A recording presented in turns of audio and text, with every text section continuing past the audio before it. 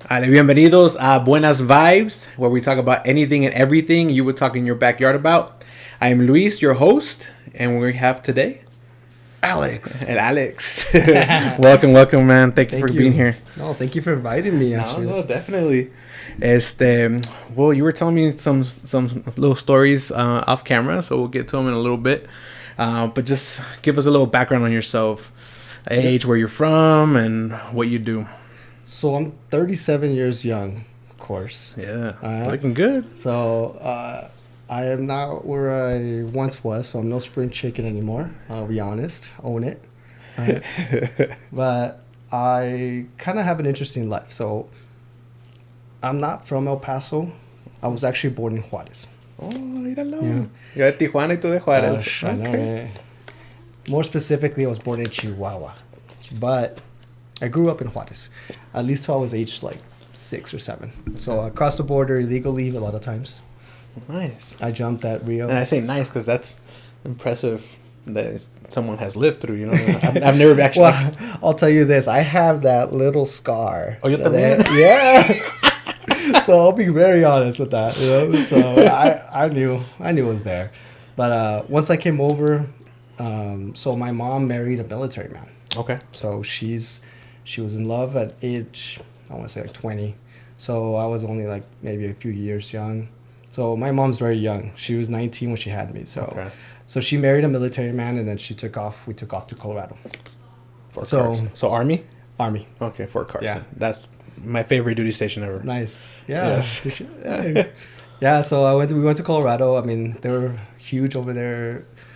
On the beautiful Four Springs, the Four Seasons, I'm sorry. Yeah. The Four Seasons, because that, like, get every type of weather out there. So I was very young, and I didn't speak a word of English. Oh, wow. So I learned through ESL, and a lot of it was just interactions. Like, now I speak like a white man, a country, but Spanish is still my heritage. I still came back and still. But you still speak it? I still speak it. Okay. Yeah, I have to. It's a survival tool now. It's a survival kit. Yeah. You have to know it. Even if you go to other cities, for sure you need it now. It's like the second language in the U.S. now. And some places it's their first language right? in the whole damn city. Yeah, that's true. It's very true. So, so when I did all that, I mean, I grew up with a stepdad. He's a white guy. He's super cool. He was, to this day, you don't appreciate him until you're older. I would hope for my kids. Like, they don't realize what all the sacrifices as parents we do and so on and so forth until Definitely. You're 37 years old and you're like, shit, I was a good man. It hit you very late? Yeah, oh yeah. I was a late bloomer for sure. Okay. But after that, I mean, because of that experience, I was able to learn how to interact with people, different types of people, blacks, whites, Irish, like some interesting people, I'll tell you that. In Colorado? In Colorado. Yeah. Probably because of the military, right? Military. Everybody's there. Yeah, military. That was it. That was just the military base. That wasn't anywhere else. But then after that, we went to Alaska. Oh, so yeah, over there, that's a drastic change. Colorado wasn't too bad because the winter was pretty tight, but it was actually really cold. It's when you got to Alaska when things got serious. But I loved Alaska. Like, I can tell everybody every day, like, if you have the opportunity to do like an Alaskan cruise just to go for a couple of days, I recommend it 100%. It's definitely an experience with the whole, like. So there is such beauty in the Aurora lights and all those finding little gems, because where I lived, it was actually more of a tribal area, like natives. There were the Eskimo. So they were more tribal. So I lived with some Eskimos, yeah. So it was really nice. What do they look like? I guess I've never. So they're like us Mexicans now. Oh, really? Yeah, they're maybe a little more chinito looking. Okay. But we Mexicans underappreciate how much we look like a lot of different people, like Caribbean, Iraq, and stuff like that. No, that's true. You're right. So Filipinos. I mean, Joy Coy mentions that all the time. That you don't even know if you're Filipino or Mexican. Filipino, Mexican. Last names are the same. Yeah, everything. Exactly. Yeah, you're right. Yeah. So natives are like a little bit like that as well. The only difference is that two differences that I've always noticed, and hard fact, they are terrible at holding their alcohol. They're just like weak, they're just light. no. I think they overdo it and they just get violent and stupid. It's not even worth it, you know. They're just. It's not even that they can't hack it. I think they just love to like just splurge. You know, they're like the Stone Cold Steve Austin. So they go hard from the beginning. They go hard, man. They're literally the small people. They're not big, you know. Okay. They're not Samoan size or anything like that. Well, Samoans are some big people too. Oh man, I would love to go with that culture for sure. Well, in the army, like I got to experience all sorts of cultures and people, and you know, a lot of Samoans, they're huge. Yeah. Even the ones that are in the army, they have to slim down or be able to run the 2 miles, all this and that. They're ginormous, and their strength. Oh yeah, is through the roof. Just naturally, they don't even work out, and they're just super strong. Damn. I'm jealous. Absolutely, yeah. I'm very jealous. No, just definitely. Come and say, hey, let's see the squats. What do you squat? Yeah, no, yeah, they're strong. They're strong people. Yeah. No, I agree with you. Yeah, because of that journey, I definitely would love to do that. And then natives, they're interesting people. The Eskimos, they don't live in igloos, okay? Just let's clarify that. They do have houses and they do live there, but are they like huts? No, they have normal log houses. They're just insulated like crap, you know, like they're insulated with anything that they could possibly find out there, you know. So it's not the best insulated, but it's more natural. So they what would be the like self-resource, like with their own peoples, and that's it, or do they commute to the bigger cities, Anchorage and all that stuff, and pull? So one thing I learned as a kid and I didn't understand very well is that they import a lot of stuff. So they don't have a lot of resources. Like cheese over there is like $13 or more, you know, because it's not something you can make over there. You can't have cows out there and freeze them off, you know. So like it's milk. Yeah, you just, you know, cow tipping, they just fall right over. Yeah, they're not gonna do anything. Yeah, that's true. So I learned as I was getting older, but they do pay more because they're sitting on a big oil. But I guess I would call it. Yeah, I've heard residents get paid too, right? Yeah, so I mean, you have a job that's here $750, over there is $1750 for starters. Gotcha. Like it's not like how we have it here. I mean, it's a whole different culture shock for sure. Culture shock for sure. After that, I mean, throughout this whole thing, I had a very good role model. I underappreciated my stepdad. Like he's not part of my life anymore, but very good role model for the resources he was given. You know, my mom was a single parent. My real dad stayed in Juarez, so it kind of motivated me. So he was actually into fitness. So he was actually the fitness guy, but no CrossFit existed at that time. So he was isolation. He's like, one of these days you're gonna need it. You know, when you show off to the girls or you're gonna, teenager stuff. He was preparing me to be a teenager. I had no idea, right? He would take me to the gym. But I do remember him lifting pretty heavy, a little stocky. He's like 5'6". Would I remember him? So as I grew up, I was like, you don't have to be big to be strong. Yeah. I mean, as a matter of fact, the opposite. I think the smaller you are, the more stronger you are because of range of motion.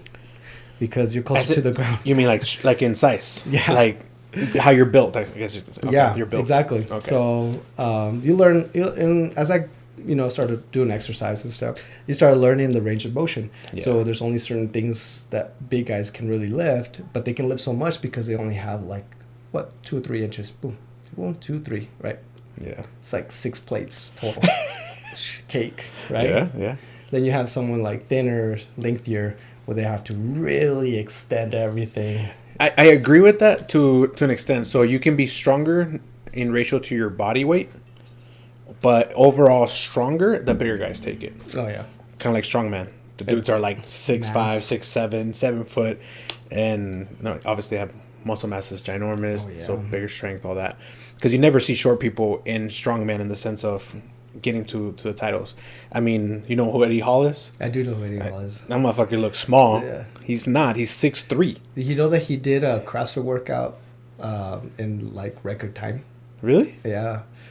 I know he does everything. Like he's athletic. He used to be a swimmer. So we have a workout called Grace in CrossFit. And I throw these weird words out. Just let me know if you don't know what they are. Okay. Because it's like that lingo. But it's called Grace. And it's basically clean and a jerk for 30 reps. Can you explain what a clean and a jerk is? Yes, I can. So a clean is when you get your broom and you start, and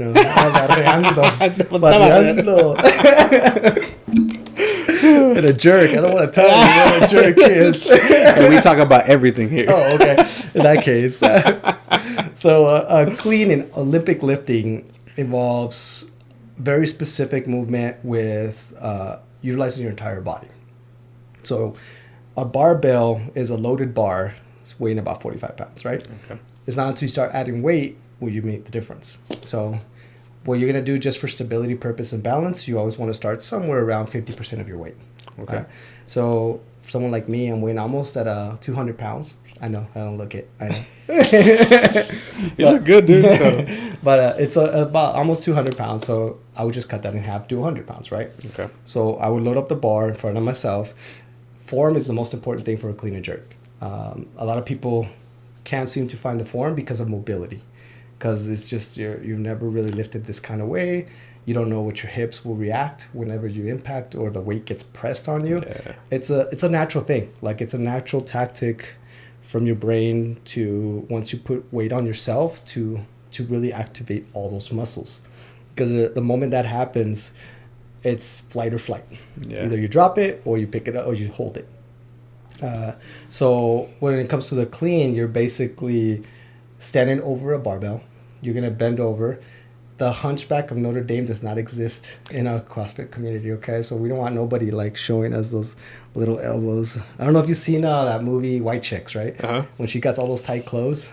She's walking like this in the little red dress or red outfit. You can spot the newbie every time because they're doing that little robot dance. Like, because they're so stiff, and in working out, you really can't be stiff. You need to learn to loose and isolate muscles. So I was a coach for a while. That's why I know so much about it. Okay, I was about to ask. I was like, you're actually going in depth with it. That's good. I like this. It's definition, yeah. So I definitely help anybody that's willing to learn.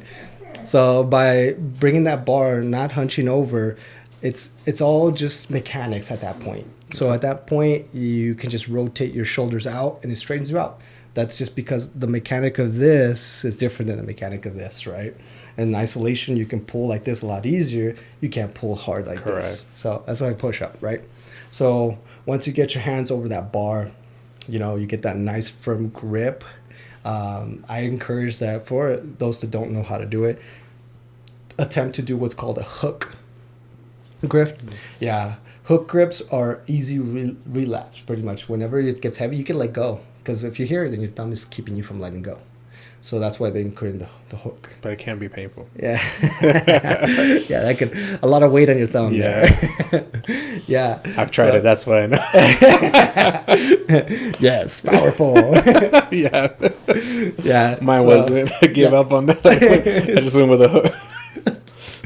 Yeah, a lot of people call it monkey hook. The monkey hook, yeah. No, don't monkey it. It's weird. Looks weird. Yeah. But, I know. Yeah, so you get that hook in. It's also going to give you a smooth transaction. So the concept of the clean is never for you to muscle it up. It's supposed to use momentum of your whole body's force. So you're going to hyperextend all your muscles while keeping the bar real close. So you're going to bring it up, and then you're going to keep it real close to you. And then the moment you feel that hangman, that scarecrow feel, yeah, the one where you can do that little Fortnite dance. Once you get right there, all you need to do is do an under squat. Pretty much get under and rotate your rotation, like I was telling you.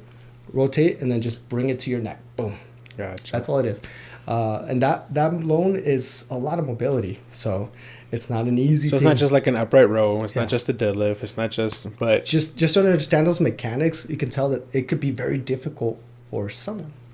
So it's a practice. You got to practice makes perfect. Because when I see people do it, it looks like they're doing like a little jump. Yeah, like a little jump. They'll extend. Good, yeah. So that's a good thing, because what you're doing is you're relying on momentum to get an accurate lift. Like the most safest lift is the best way to say it, because everything else is just you're centralizing and muscling. So that's very much closer to getting injured, if anything else. So once you get it up there, you're going to see a lot of people just catch it and they do what's called these bat wings. So these little chicken wings where they're like right underneath, right? So it's everybody like, oh, I don't know what to do here, you know, because I'm so stiff. Yeah. But ideal goal is to get those elbows as high as you can. Yeah, and that's why it looks like it's choking you. Yeah. So that's just a clean boom, right? It's very technical on the way up and everything. And then the jerk is just pretty much a push press over your head, you know? If we get more technical, you can do like a little dip to get that momentum. Oh, okay. Yeah, or you can do what's even more advanced is called a split jerk, which looks like the Olympic, right? Yeah, it looks like you're, you know how you start on a track meet, you ready, set, go. That's the first foot that goes. Yeah. Like, or that, what is that that dance that you do, the Mexican dance where it's like, do Charlie Brown, you know? The cha-cha slide. The cha-cha slide. There you go. So just think of it that way, like then you jump and you basically create like a split. Okay. And then at the same time, it looks so crazy because it looks like you're not going to catch it, but believe it or not, it's the safest way to get the bar over your head at full stability. Like I know right now it's like boom, right? But it's actually the best way to get such more weight up. Because everybody, like, if you go here, you lose your balance a little bit. Like, you push up, you're like, oh, I'm falling back, you know? Because that's all shoulder mobility right there. You're pulling around, woo! Because in the Army, we would do a lot of functional fitness, which is CrossFit, but we call it functional fitness. And we wouldn't get taught how to actually properly do it. It was just like, this is what we're going to do. It was somebody that did CrossFit, watch me, you do what I do, and don't get hurt, right? So I used to just muscle everything. We just do it with 145, right? That's what we did across the board. The first time I ever did the 5 rounds of death, it was like 15 deadlifts, 12 cleans, 9 presses, and 6 squats. Oh man! So you boom, boom, boom, boom, boom, boom, boom, boom, boom, 5 rounds as fast as you can, right? You're trying to beat the clock. Yeah, beat the clock, exactly. And we were having like a battalion competition. People were watching you, stuff like that. And I didn't do CrossFit worth the shit. Right. I'm not a good runner. Like, I was running my 2 miles back then, like at 15 minutes. And I beat the whole battalion.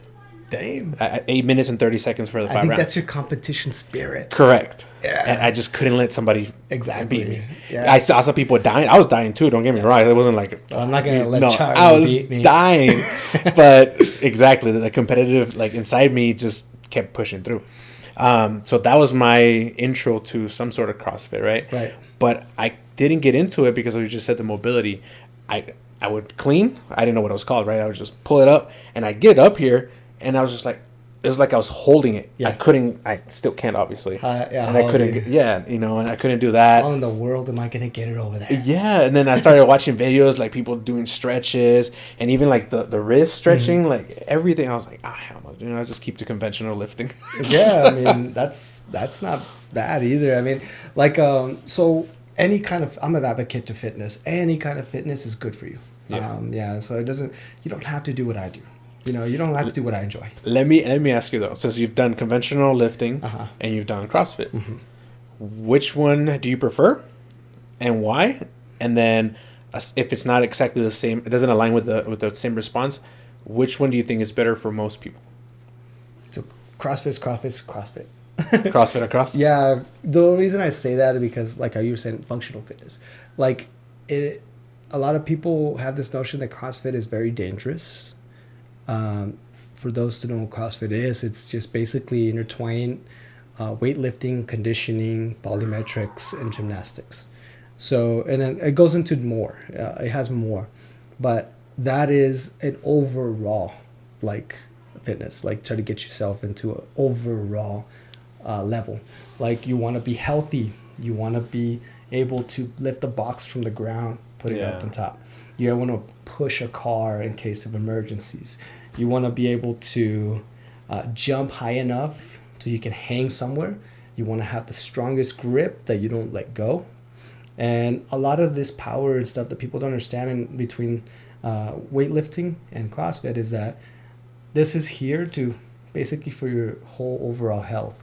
Here in weightlifting is, besides what, we can take away, like, we can put into like what men and women differently.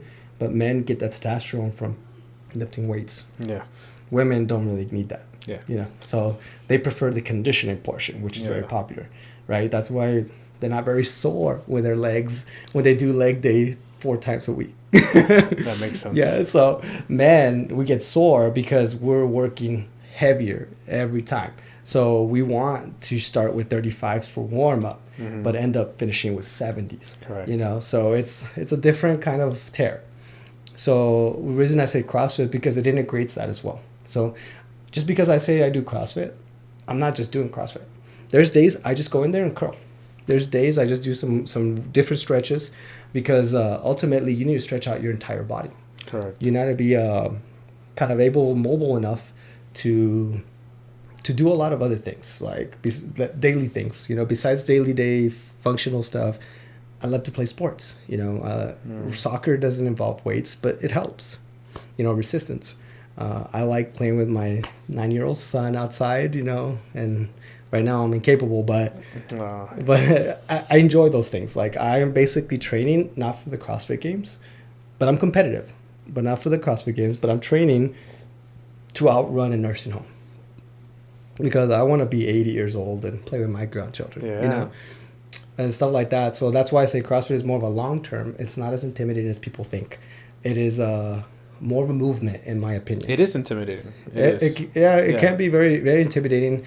A lot of weight being thrown around, a lot of, you know, polymetrics and weights, you know, like, and then gymnastics on top of that. Any age restrictions? No. So I have my son doing it right now. Oh. So he's doing a little program. There is no earlier stages. Like one thing I'm opposed to is supplements for young ages. Okay. The body needs to grow on its own. You just need to feed it fuel. Yeah. So that's for sure. But no, fitness, I think it's more important now because a lot of kids don't go on in the playground anymore. I think it's more important now to get them moving. Yeah. Like you don't have to put like a 45 plate on a 9-year-old kid, you know. But I feel like I'm the example though. The reason I say all that is because if I'm working out, my son will see that. We'll grow from there. Yeah. Like I think I encourage more. Like I've had clients before that just sound motivated, you know, and then they show up with their kids and they're like, I don't want my kid to have this kind of life. Well, it's not really the kid's fault. Like it's a huge eye opener. Like in a subtle way, of course. I'm not trying to be mean. No. Yeah. But in a subtle way, you want to let them know, like, hey, it's not really the kid's fault. Maybe we should look elsewhere. And it starts with your examples. Like a lot of people don't know where to start. That's very common. Or don't have the motivation, you know. Yeah. So a lot of people thinking that having weights at your house is gonna help you lose weight. Those things collect dust better than more than anybody else does. Yeah. So it's super important for that. So I think you should be, I mean, like by you trying it, even attempting to become that. Yeah, I mean, I'm very thrilled that you're still working out after that incident. Yeah, exactly. So I'm proud of you, sir. I appreciate it. A lot of people don't know out there. Obviously, I was in a car accident, tore my PCL, and still on the journey of recovery. Yeah. But even my son sees me leaving to the gym. I'll do my meal preps, everything like that to get healthier, and he wants to do that. He's only 11. Obviously, they can't go to the gym, at least like normal gyms, until they're 13. I don't know about CrossFit and stuff like that. So there is liability. It's a liability. Yeah. Yes. Uh-huh. So the best way to go about it, in my opinion, is whatever they show you body weight at the gym, just come and do a second workout with them here. Okay. You don't have to do anything with the weights, but the fact that you went and got I'm a very firm believer you still need your own time. Yeah. Yeah. No matter if you're in a relationship or you're not in a relationship, you're to yourself. I'm very for like, hey, I need some me time still. Yeah, definitely. With the boys or my other friends or whoever I want to hang out with, you know. I still think that's super important, you know. So, and then when you come home, that little waste of energy that you do put into the second workout makes a world of a difference to a kid, you know, because you're this big world in their mind. Yeah. So spending time with them, you're helping them be better. Exactly. Yeah. And then they actually, like, I think what helped my son is I told them, I had to sit down and tell them, like, this is not a joke for me. like, this is what I like to do, and this is what makes me feel good. It's not going to make you feel good. It's okay. If it does, it's a plus. But at the end of the day, you got to find something that makes you feel good about yourself. Because as long as you have that structure and that with your family, I think you'll feel a lot better about yourself, first of all, and how the kid or your child will feel about you. Yeah. No, Yeah. I agree. So it's a like I say, like CrossFit is a mental, and to me at least, how long I've been doing it. I've been CrossFitting since, I want to say, like 7 years. Oh, damn. Yeah. And I had my ups and downs, of course. Like, there's times where life gets in the way and stuff, and I don't do it as much. There's some competitions that I didn't enroll that I wanted to. And then there's times where I wasn't working out for a week or two, so. You mentioned you were injured. Yeah, so. You want to talk about that? Yeah, so I just, I hate to talk about it, sir. It reminds me of I have an injury. Yeah, I know. It sucks. Yeah, so I had gotten an injury not too long ago, about a month and a half ago. And I tore my Achilles playing basketball. Of all things. Of all things. But I am very stubborn, I'll tell you guys honestly. Very stubborn because I'm supposed to lay off of it, I'm supposed to heal. Yeah, I just wasn't in my cards. With all the pain and stuff, I would still walk, I would still move. It is also, I never had an Achilles tear. I wish that you don't get it. Maybe a little bit, just so you know what I feel like. But not always. But it does hinder you quite a bit, as far as like you can barely walk for a little while. And coming from CrossFit, that we run practically every day, we bike, we do stuff like that, it made it very difficult. But a month and a half in, and I'm already back on. So I did the Murph not too long ago. Against doctor's orders. But you didn't injure yourself more? No, actually, it did feel a little awkward. So I'm listening to my body. One beautiful thing about doing this is that you got to listen to your body. So that once you start going through it, like, I felt confident in myself by listening to my body that I can actually do this workout. There is some limitations, of course, to the leg. I don't know if people know that limitation with just the Achilles kind of hinders you a little bit in the aspect of calf raises. So when you do injury to Achilles, you feel like when you tear it, you have no feeling to a calf raise. Like, you could do it on your other leg, like, all day. Like, I could just sit there and rock my leg. Yeah. With an Achilles tear, I cannot, for life of me, control that. Like, I cannot push pressure on my leg. It's just not there. It's just not there. And then all that weight that you uses to rotate down, it's all on the heel now. So your heel starts, like, feeling all that weight. Yeah, so, and then you have to get good shoes, for starters. Get good shoes. So I did the Murph not too long ago. And I felt good. I ran the whole thing. It's 2 miles. What was your time? Oh, man. People out there that know what it's about. So a good Murph time has got to be 45 minutes. My time was probably like an hour and 20 this time. Injured, though. Injured, yeah. Best ever, just for those haters out there, with a 20-pound vest, 48 minutes. Oh, shit. Yeah, but I mean, I was light, so... that's one of the cool things that if you always want to challenge yourselves. There you go. I'm 37, by the way. Just throwing it out there. These young bucks got nothing on me. No, that's nice, dude. Nice. But I mean, that's body weight. I love that. But I get very competitive too, just like you. Yeah. I get very competitive. It's a good drive. Yeah, I'll pick the that guy's good right there. See if he can keep me up with me. Yeah, definitely. Yeah, so you gotta have a problem with that. I mean, as long as you recover, though. Like you said, you're here for the long run, so you can play with your grandkids, so don't mess that up either. Oh, man. I'm just supporting on that right leg right now. Hopefully not like me. This leg was like ginormous, and this one was tiny. Okay, can we just be thankful right now for the stuff that we have? Yes. Yes. That is true. Because I'm able to walk and everything. You're right. Because, like, oh, man, like, but you're right. Yeah, it definitely is a challenge. And, I mean, you're above and beyond me right now for that damage. So, Like I don't know, man. Achilles tendon tear is pretty. I mean, it's up named, there, man. It's named after that legendary warrior, so I'm sure it's a reason why it hurts so bad. Yeah, it took him down. Yeah, so it was enough to take him down. It was enough to take him down, indeed. Yeah, that was good, man. Wow. No. Well, thank you for letting us know what CrossFit entails and how to do a clean and a jerk. Oh, I didn't even finish that. Yeah, story. You did. Yeah. I was trying to get back us on track. Eddie Hall did that workout, clean and jerk, 30 reps. I'm sorry. He like crushed it. Like he literally didn't look like he was doing a clean and jerk because all he was doing is putting the bar up, picking it up, muscling it. Yeah, he was just muscling because he's such a big guy. You're right, big dude. Just killed it. Like embarrassed the whole CrossFit community in that aspect because he like did it in like seconds. I'm not even joking. Like, it's amazing. Before he did it, there was guys that could do it in like about a minute. Okay. Right? And this guy did it under the minute. So I was like embarrassing. I feel like that's how. So the people that were setting up that competition, I was telling you about the 5 rounds of death. Yeah.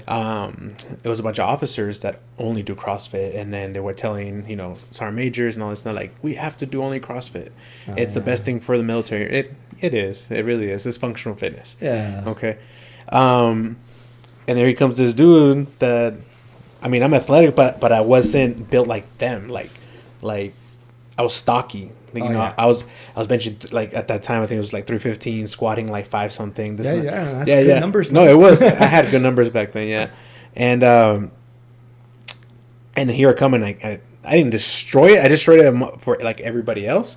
But the next best time was like 840 something. So I beat him by like 9 seconds. Oh, damn. Right, which 9 seconds is still a lot. That is. Like in the CrossFit community. And they were pissed. What is that? As if it's not an inch or a mile, it's still a win. Yeah. And they wanted redos and this and that. Later on, he became one of our exos. And he's like, dude, your name sounds so familiar. Because you just see a board, right? Like, and he's like, your name sounds so familiar. Yeah. And I was like, why? He's like, I don't know, man. Like, you should have told him. We go by last names, right? I beat you, sir. So we go by last names, right? So it was Saldana-Magana. Nobody else has that last name. Right. And then he's like, oh, no shit. It was a night shift. And he goes, you're the motherfucker that beat me at the fucking 5 rounds of death, huh? Man, I was like, oh shit, I didn't remember. Like, you don't let go of that. But that was exactly. He wasn't letting go of that shit. So, and we were deployed, and he's like, let's go do it again. I'm like, nah, I'm not in the same condition as back then. Get the hell out of here, bro. Yeah. Take my win. Exactly. I was like, I beat your ass, sir. I don't give a fuck. Oh, trust me. Like, we have all of that. Like, I've done competitions with people that I've worked with where they beat me in workouts. And I do one good workout and just sweet. 2015. And I was like, hey, you want to work out? Yeah, I remember 2015 when, oh man, I just like smoked you. It doesn't even smoke them. I was like a second ahead of him. A rep. You beat him. Exactly. You beat him. We'll take it. Hell yeah.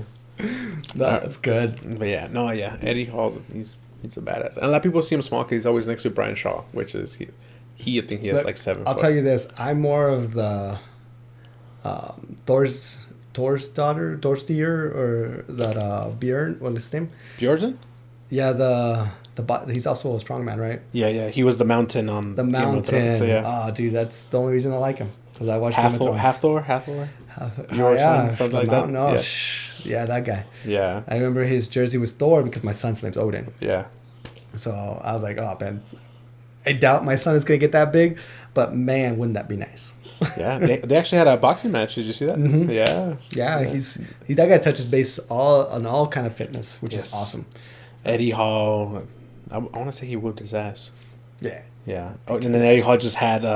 Did you see that 2 versus 1 versus him? This is twins at MMA. He was in the cage. No, that looks exciting. Yeah, it's like a natural Libra fight. Long story short, they came out at him finally because they were like trying to wear him down, I guess. Okay. And he's not getting tired. He's still an athlete. Yeah. And he got tired. He's like started chasing them. He said, "What the fuck?" So finally, one approaches him. He picks him up. He throws him. Oh my god. He grabs the other brother. He tries to get him, and the other brother comes and he just dropped. That's it. One hit. That's it. They were done. Yeah.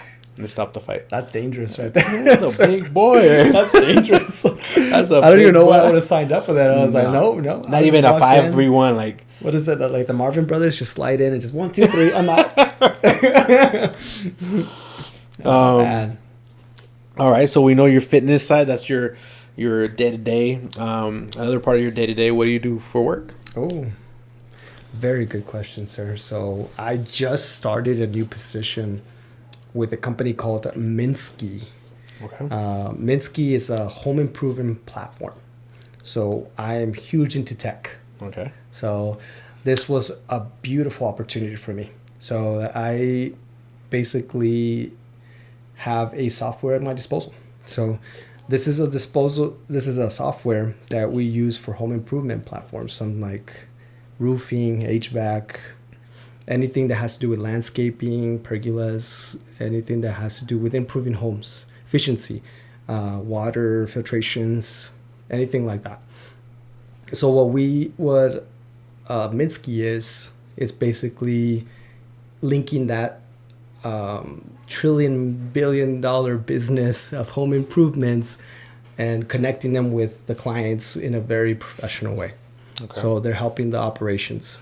So the platform itself has a pretty cool tool that allows you to track down your projects, the time it will take. Even integrated in the software, they offer financing, which is amazing. Okay. Because I don't know if a lot of people know about finances, but to have a financing company, you already have to have a lot of qualifications. You already need to be, if you're not, so this is the beauty about this platform is any installer that does roofing and wants to grow, they need financing. Okay. They need it because you're talking about projects that are like $55,000 and up. I don't think the financing companies that we have here in El Paso could help with that because that is a lot. Yeah. And I'm sure the APRs and all that would be ridiculous. So we offer financing on there so these installers can grow. So this platform kind of assists with that. It's a networking, an easier way to call it is a market space. Okay. So we're still on the baby stages. Company's only 2 years old. Okay. A lot of updates have happened since it has been sent out to be used, but it's wonderful experience to be part of Minski. So you're saying it's a way for them to connect the client to the businesses, right? To the homeowners, yeah. Homeowners to the installers. Right. So is it kind of like a Google per se, or is it like, because they had what was that? Very good like question. Angie, I think it was like called Angie's List. Angie's List, kind of like that. Yeah, very good question. So it's not a lead generator for starters. Angie's List is a lead generation. So those don't know what Angie's List, how it works is that Angie's List is not an actual person per se. Yeah. Yeah. So what is going on is Angie's List is a platform in which anybody can search for homes or home improvements or anything to do with carpeting skills, something like that.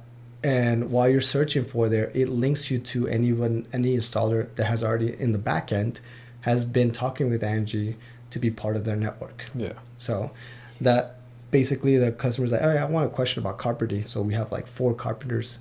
It sends it to any of them. Like actually goes to all 4 of them. It's just who answers first. Yeah. Okay. So it's like a shark, right?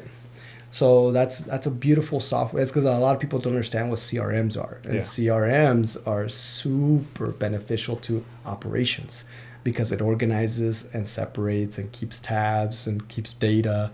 It's a whole monster in technology. Saves you time. Yeah. So much time. It does, yeah. It sure does. And if you don't have anything like that, you're looking at doing all your work through manuals. Yeah. If you don't have a CRM, you're probably working too hard.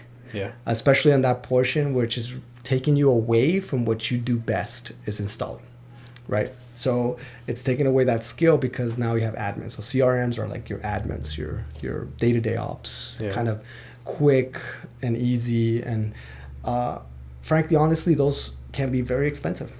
Yeah. Those can be very expensive for if someone is a startup, someone that is actually want their business to grow, but they don't know where to start with an Excel, with maybe a Word document, and keep track of paper. It's super difficult. Yes. So we have a software that's completely free. The reason why is because we're not really just here in El Paso. We're actually global. So our biggest markets are not even here in El Paso. Our biggest markets are in Florida, bigger parts of Texas. We even have we have New Mexico now. So we have parts of New Mexico now. Well, all of New Mexico. The thing that I also understand is that CRMs are easily transferable. They can go wherever you go. So if you want business, take your CRM with you. So Minski's a lot like that. Okay. So Minski's a CRM that we definitely have created influence, and we're starting to try it here in El Paso. It's just a little different, but it is networking them. So by network, I mean that this is probably the best feature of Minski is that by networking it, if your business is wanting to explode, you want to do it, be very transparent. You got to get out of El Paso. Yeah. If you want your business to grow, especially in that you can use El Paso to start, but you want it to grow other locations for sure. Markets in Dallas, Mecca, Houston are huge. Yeah. Are huge. So a lot of job opportunities and all that great stuff. So if you decide to be like, okay, you want to install in Dallas, we do have installers. We do have, within the platform, we have two different groups. I mean, we have the installers group, and then we have sales orgs, because we want people to sell homes and sell improvements and do it the right way with not just one person, because that is the next best thing. So a little deep dive on that real fast. But the next best thing is a lot of people have sales organizations, but they have that one contractor that they trust. And why is that? Because they never failed them on payments. They've never they always pull through with all the material. They always figure it out right. You can have 5 of them, but not all of them help you like that one. Yeah, the communication. Exactly. Yeah. So within that platform, that communication's there, right? So within that platform, we are only picking the best of the ones that survive. This is a best expression I can tell you, is that not everybody survives Minski. Okay. Because there's people that just don't have the timing that we need. There's people that just don't have the volume, and then they just want to use our financing. So it just becomes a little bit less of a chance to be used. So we are integrated to prevent fraud. Okay. So we want to create that's a movement we like to push. Is we're trying to weed out the bad apples. And we want to keep the good ones that actually work hard. They actually say that they want this, right? That actually have their license. They actually take the time to listen to the client. Insured, they actually have insurances. Bonded. Oh, yeah. There's a billion companies out there. Or here in El Paso, there's a lot of home improvement companies. But are you really who you say you are? Yeah. So is that really what you want your growth to be? So that's what we're trying to. That's why I'm always on the hunt for anybody that's ambitious enough to start a home improvement business, because I can help them awesome. with a free software. I mean, as it is, we're talking about something that would cost you quite a bit of money, and to your expense pocket, it's nothing, right? And it's already organizing you, and that's so. Real quick, my girlfriend Norma, which you met. Shout out to Norma. And so she has her own business. Yeah. She does Greenleaf. She does B12 shots. Right now she's super slammed because she's got a Thirsty Thursday going on. Oh, that's right. So that's good. That's good. She's killing it. But that's one of the things we were discussing, is that a lot of small businesses don't have CRMs like that. Correct. She's having a hard time creating a CRM for her, specifically for this. Because there is so many out there, we just got to find them. Correct. And they're expensive. And they're super expensive. I've seen individual ones for myself. Uh-huh. It's I think it was $70 a month, but you have to pay the full year up front. Yeah, it's so you can't even try it. You can't try it let me see if this month worked out, and then I'll keep paying for it. No, you had to pay all 12 months out. That is crazy, right? And the craziest thing is not that just there. You're going to put all this information in there. What happens when you stop paying it? Correct. They either lose it or keep it. Yeah. So it's imagine having something for you, just for you. So it's our primary focus is right now is to talk to, or able to talk to, people that are in the home industry already. So Real estate agents are great candidates to use the platform, for free. It's no obligation. And then even like people that can help with tax repair, credit repair. The reason being is just because they can actually help the client fix their credit to get financed so that they can move forward with the home improvement plan. Like, you don't have to be stuck with a bad credit at a homeowner. So that's what's a good start for them as well, to kind of build that bridge. So main purpose of this is for eco-friendly homes. Like, main purpose is for everybody to be able to afford such improvements. That's awesome. That's what this is great opportunity. I couldn't pass up. Besides technology, it's a SaaS, it's a website for service. So with integrations of home improvement, specifically tailored home improvement. And I mean, if anybody has questions, I'm always willing to answer, just like this. I'm a coach. I'm a life coach now. We'll link his information below for sure. And Norma's too. We'll put it on there as well. That way. Yeah, she's doing good. That's awesome. So, I mean, that's a little bit of my professional life. I mean, this is different for me, of course, because I do come from management. I was a manager for years. I've had, my last job was an operations manager at the airport. Oh, shit. So I was handling cars. Yeah. I was dealing with cars. I was selling people to drive bigger cars, and I was just constantly on my feet. So it might have triggered the Achilles tear. Gotta get some rest. On top of that, I'm working out, walking all day, and then I'm running around the weekend with my kid. So I know I did it. I'm only one to blame. Yeah. You said you were at the airport. So what did you do there? I was an operations manager for a car rental business called Avis. Avis. Okay. I prefer member. No. You're that one I spoiled. I just walk up and the keys are in there. Everything. It's like, even say hi, Luis. Not even. I just go straight to it. Yeah, that's the purpose. Yeah, it's nice. That's the purpose. Was it a big shock to you going from that to where you're at right now? So the way I see it is, I brought all my experience that I've had in the past to this job today. So it wasn't much of a shock in that aspect that I got to hustle, like everybody else. We all trying to make it out there. But it was a transition hourlies, like from the hours that I worked over there to the hours I work now. Gotcha. So over there, I was night shift. So I would work from 1 p.m. till probably 11 p.m. sometimes. Just depends on what operations entails. Yeah. So operations, if everybody knows, it's its own monster. You have a lot of things to do. So operations does teach you a lot of great things, though. Organization, prioritizing, leadership skills. Even the most important one is you take all the feedback from all the customers. Yeah. So you learn to talk to people. You learn to speak a certain way, and you start developing your own method of your coping mechanism to deal with stuff like that, because you do deal with a lot of people that are frustrated, from the airport, frustrated their job, their plane got canceled, their rental's not ready. We all know it's a rental car. Just for people out there, it's a rental car. It gets used a lot. Yeah. So the way the numbers work is you reserve it according to what's coming in that day. Yeah. So one comes in, okay, you can rent that car, right?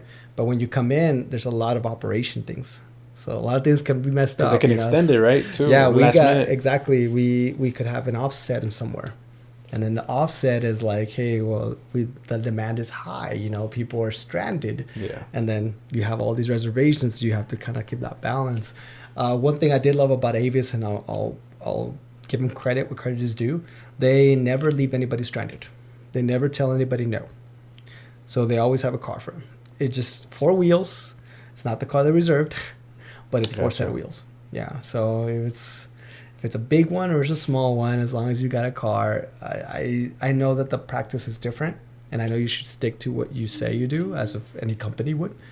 But when you're in those dire needs, and I've seen people in those dire needs, I'm here for a funeral. I'm here for my mom. I'm here because I'm sick. I'm here because I'm going to the hospital. And I've talked to these people. It's like, and then I can't give you anything smaller. I can get you something. And then I'm there till 11 o'clock at night waiting for that one car that doesn't show up at late at night so that I can fulfill that duty, you know. And is that bringing it from a different location or? Yeah, they come from different locations. Yeah. So we cycle cars throughout everywhere, and Avis is worldwide. It's a large corporation. So I left a large corporation for a startup company. Yeah. In perspective. A risk for sure. Yeah. I mean, I'm a very firm believer that if you love something and it's afraid and if it's scary, then it's probably good for me. Yeah. Because it gets me out of that comfort zone. And I was going to say, the way you speak about the company you work for now, seems like you're passionate about it for sure. I believe. So I am truly a believer. Peter, the CEO, he's got a way of working with people. He's just truly is a fantastic person because he networks really well. And that I strive for because I like talking to people. Yeah. I like doing a podcast with you. And I always like to hear, where people's struggles are at because, we're all struggling to something, and some people just want to say it out loud. Yeah. And we don't have enough patience in the world for people is just sit down and listen to somebody, which is ugly, which we should. That will prevent a lot of fighting. Yeah. But I mean, a lot of people don't care enough, which is, I'm guilty. There's some things I was like, why are you talking to me? I don't even know you. Yeah. We're all guilty on that, for sure. But like at some degree too, I do like have a lot of compassion. I'm trying to teach my son to be a good human being. So I gotta lead by example. Yeah. So it's little by little. So that's one of my biggest philosophies with this, and I got that privilege when I see it in my bosses and stuff, and I see them a lot like more my coworkers more, because I think we all are after the same goal. We're after the same goal. We're not trying to be better than anybody else. We're ultimately, if we grow, we all grow. So that's what hooked me to it, and that's why I'm out here trying, like everybody else. No, that's awesome. That's awesome, brother. It's okay. Someone's cutting onions in here, right? You mentioned your kid. Is that the only child you have? I do, yeah. No, I have a second child. You have a second child? I do. Okay. Yeah, he's 17. 17? Yeah, that is, oh my gosh. Teenagers, oh my God. Where do I start? You almost got an adult right there. Yeah, I do. Well, I do. You do? Yeah, so it's scary. Look, I'll say this. He's not my child by blood, but I care for him that way. Uh-huh. Because he's driving now, so like even I'm on eggshells sometimes. Like it's late, you should text him to come home. And then on top of that, he's got a significant other. He's got a girlfriend. Yeah. Oh, okay. So that's even more because I was a teenager once. And to have a girlfriend, it's always about her. It's her. And I was like, no, it's not. You're learning today. Yeah. But yeah, I do have two. The most beautiful part, I'll embarrass him now. The most beautiful part is, and I'm totally cool with it, but I show up to my closet, I'm missing shirts. I'm missing underwear, and I'm missing, I don't know what else. I to this point, I don't even care no more. I walk across the hall. Yep, I see it. I found it. All your stuff. Yeah, so we fit into the same shirts. I'm pretty impressed by that. Damn. So, and I'm over here wearing, like, he's not about big clothes. I'm wearing the large, the mediums, not XLs yet. I'm almost there. But I want to get bigger. I want to get, like, that's just a male mentality. Yeah. Yeah, because I'll share this with Arnold Schwarzenegger. Once quoted that if you're not 200 pounds, you're in jeopardy to lose your woman. He did say that, but you have to be lean 200. Yeah. You have to look that huge. Yeah. Hey, solid 200, it's big. Yeah, I mean, it's big. Solid 200. I mean, my ultimate goal was 180, but I met Norma. We all know what happens. God damn it, Norma. God damn it, Norma.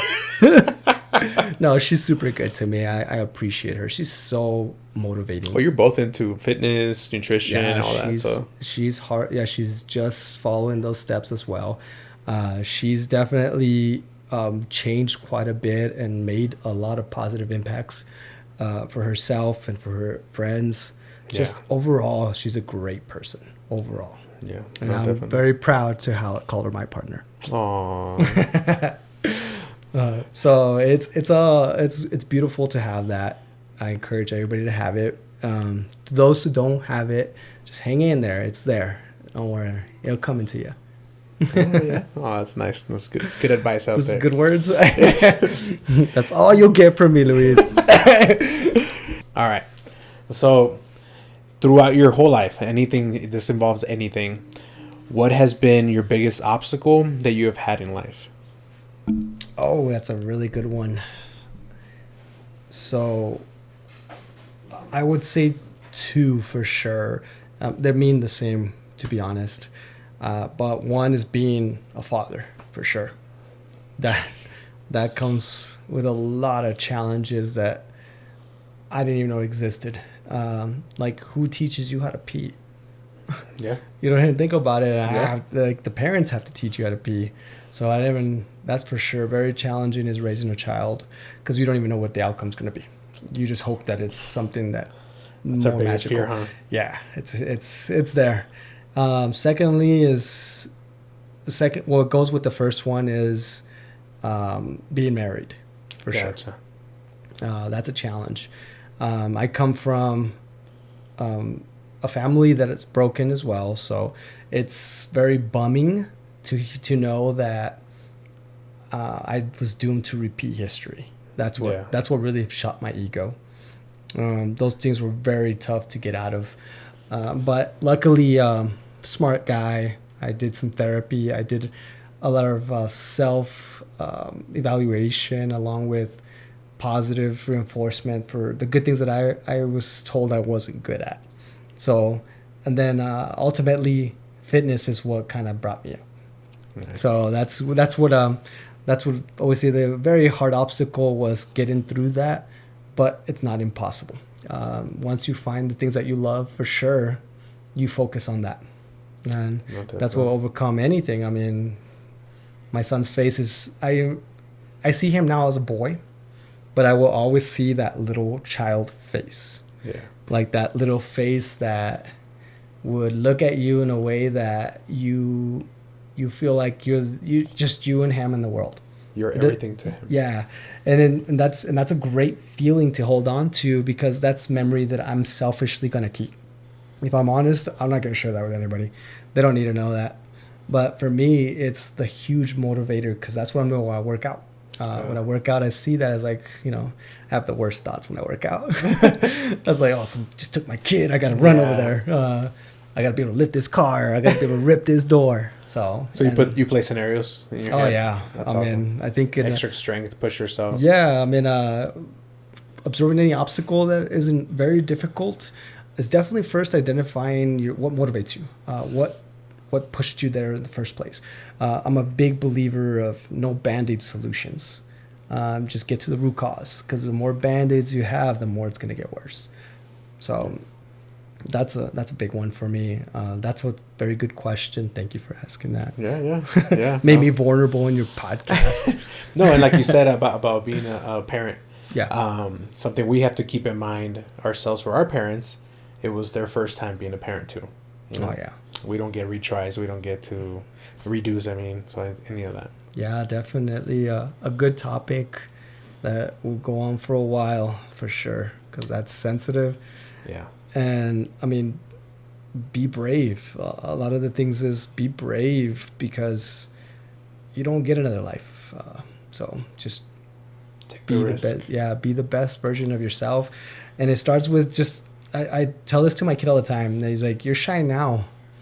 Well, one moment you realize that you shouldn't be, because you're killing dreams just by being shy. Yeah. Or the expressions you tell everybody that you tell them, like, if you're afraid, then it's the dream killer. Yeah. Being afraid is your dream killer. But don't ignore those instincts where it's like life or death situation. But that's different. Yeah, but sure. Like if you love something enough, I'll be very funny right now for a second. My son wants to be a YouTuber right now. So I will be honest and be like, oh boy, Like I did 20 takes on a video today. There's no way I could do that. Have seen my son go through 20 takes like that. But I told him, you know what, 100%, I'll support you. I'll just tell you. And it's very doable nowadays. I mean, you see all these people being successful. You're right. Yeah. So one thing I told him, like, he wants to do is play video games on there. Twitch. Yes. So I was like, okay, buddy, you do you, but let's go run outside. Yeah, keep him active. I told him compromise with me. I think that's the best thing to do. And you know what? It comes from the generations, right? Our parents telling us, like, you're not gonna get any money from playing video games, to get off of it and stuff like that. We think that, but you can. Oh my God, do they? Like, there's millionaires because kids play video games. Yeah. On the internet, or they do competitions and they get sponsorship. They get scholarships. They get everything through video games now. Yeah, for sure. Yeah, he's super into Fortnite, so I told him, hey, go with that. Yeah. Do you? Here, let me be a dad real quick. Go for it. Andres, close your door. I kept hearing it the whole time. I'm like, see, that's being a dad. That's parenting 101. Yeah, he knows. The next question, kind of following up the obstacle. What's your biggest achievement or success in life? No, I think my biggest achievement is it's a thinker for sure. Oh yeah, take your time. I'm gonna definitely throw that out there, because I have a lot of ways that I feel about myself and insecurity levels that I still need to get through. Mm-hmm. But I mean, for the most part, I'm very proud of how far I've come from where I started. I actually didn't start my working career here. Like, my mom had it pretty tough. Like, she was not rich or anything like that. So we were brought up real poor. We only did what we had to have what we had. And it was a military life too. He wasn't like a sergeant at the time, so he wasn't getting paid good money. So he was supporting a family of 4, on an E5 salary, so so it was kind of like I wasn't brought up with a lot of that opportunity. As for where my son's at now, like now with a manager, it's a little bit different. I mean, it's just been accomplished for me. I mean, for starters, making English my first language, because it became my first language, and a Spanish supplement, which, as part of the insecurities, I wish I would have kept it a little more, but I had to adapt. So a lot of my challenges and what I'm very proud of is that I can adapt very quickly, and I enjoy that. Okay. I enjoy that because it allows me to do stuff like this with you. Yeah. Because I got out of that comfort zone. So that comfort zone is a killer. You got to get in and out of there. You got to have just the right timing. So it requires a lot of, like I was saying earlier, bravery. Yeah, definitely. To get out of there, and that's where your achievements were. But one of my other follow-up with that, with how far I've come, is I actually went to college and I actually got a degree. Nice. So I actually got some education. What'd you get it on? Oh, it's ridiculous, but in psychology. Believe it or not. Oh, really? Psychology. I started in psychology. I thought you were giving me some like arts. You know what? I changed it so much. I changed it so many times. And I say that because you were like, oh. Yeah. It's not where I was going. Like, I actually like fitness. I like this stuff, and psychology, and I did change it to kinesiology, but it was not my thing. Like, I didn't like the studying at the time. It's very different than what you actually like of the sports side or the athlete side. Yeah. I realized that I think I have now more certifications than I do a certificate. So, because I was a coach, I coached. I didn't ever had a level 1 CrossFit, but I did have in one-on-one coaching certifications through SM. I didn't want to do that, but went there. I started doing a lot of leadership classes, so I have a lot of leadership certificates. Not in public speaking, believe it or not. Okay. I do want to continue that I want to be the example that you don't need a degree to get high. You know, you to be high in the ladder of our hierarchy. You just, because I've met along this journey, I've met a lot of smart people, very intelligent, sophisticated, everything that you think in somebody, but they're just not good people. Yeah. They're not good leaders. They can't manage, they can't work. It's a whole other like dimension when it comes to that. Like, you can be the smartest person in the room, but you also need to be the most aware as well. Like, you need to know your surroundings, you need to know who you're talking to, you need a lot of things. So I met a lot of smart people that have degrees doing jobs that I could probably do as well. Yeah. So I want to be the epiphany of that to at least my child. I know he might not be about school, if that comes out to it, but I'm not. Doctors get C's. Yeah. So I think that was the best example I could say. You can still be a doctor and get a C. Yeah, you're right. You're right. So grades shouldn't define you. Yeah. And that's what I also agree with the kids and stuff, that they shouldn't even have grades up till like 4th or 5th grade. They should just be taught basic skills on how to survive. Because these grade things, like I do it to my son now, because we all like, hey, you better get good grades, you make an honor roll, attendance. It's great achievements. We like push it, like, yeah, it's great, you're so awesome, you know, here's a gift. But they're losing out on the other important stuff, which is like how to properly pick up your room, and how to be around other people, like how to teach yourself, how to defend yourself, how to the social side of life. Yeah, that definitely, like the interaction with other kids makes a world of difference. Yes, because you could be the weirdo or the people that wants to be around. I mean, I remember being in that school, and I was the weirdo. I was like, man, I was sad, you know. So, and then that's what I was saying. Like, a lot of people, like the kids aren't really put together enough. Now they're still in that classroom. Like, I think I've said that before to Jimmy and Eric. Yeah. That I told them that I think school system is like preparing you for prison. That's all it is. It's the same thing. Joking around, but it's true, because you're at a desk, you're waiting for your meals. You basically can only do the you're curriculum. Timed in your you have to switch to class, but you can only go down this hallway. There's markers on the ground, colors that you follow. I mean, I saw a TikTok like that actually. That's why I can. As soon as you said it, I was like, yes. And exactly, you said even the trays are the same for school. Meals and prison meals. I know they're trying to create adversity in there with colors and stuff, but they're creating the structural things that government has created, you know. So we all follow them as adults to this day. Like, I remember, like, that's a whole other politic politic with you, but like stuff like that. And so that's where I want to continue my achievement to go. So back to your achievement question. No, you're right. It is structured for them to go to a 9 to 5. Right, and just follow and being told and do what they're being told to do, plain and simple. Not think on their own, not develop their own skills, develop their own businesses or anything like that. So, no, I know where you were going with that. So, I agree with that. I mean, I'm no dream killer, but I'm saying that we're taught 9 to 5.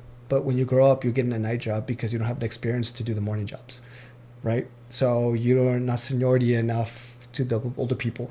So you just go to 2 different curriculums, and you're like, okay, now you're nights. And it's dangerous at night if some people don't know. Like, there's so much, the weirdos come out at night. Yeah. Or so that song says. But yeah, so I would love that more like-minded businesses to think that way. Like just start being like, hey, you guys, we need to work together. Yeah. To move and grow. Instead of hunting down for that one, like, oh, that's my customer, that's this, competitive, like, let's get like that. Why don't we all figure out a way of how we can make one customer bigger so that we can get all a piece of that pie? Correct. So I hope that we only very minimal people here, minimal time. So only our children are the ones that can make that world change. Correct. So next generation. That's next. Yeah, next gen. What are they going to be? Gen XYZ? What is the next one? There's a reset? Good question. I don't even know what they would be called, because I'm Generation X. No. See? Nazino? No. Z's a new one. Z's a new one? See? Yeah, that's a good one. Because millennials are the Gen X, right? All I know is when someone's talking to me about bussing, about someone's talking to me about cap. My cap is different than your cap. Correct. I was gangster. I was like, yo, bust the cap on you. You call me that. And then busting, I was like, wait, what are we talking about here? Yeah, no, you're right. And that's food, apparently? After 97, 96, they're Gen Zs. They're Gen Zs? Yeah. And then it leads back from babies. 96 all the way back to 1980. It's the other. And then before that, it's You have some pretty good knowledge on this, sir. I can't remember the other one. Then the boomers. The baby boomers. Baby boomers, yeah. Oh no, they're in the Medicare age right now. That's my parents. Count them. That's my parents. We can't count them. They're the ones that hate us for bringing cell phones out. And they love technology. Mm-hmm. And that's why I do want to bring some baby boomers into the podcast. Oh yeah, because they can relate how their lives and their friends' lives and all that, or their parents, friends, they saw. A lot of people have passed away because technology wasn't as advanced back then. Oh, that's true. To help them stay medically wise. Medically wise, yes, and until now.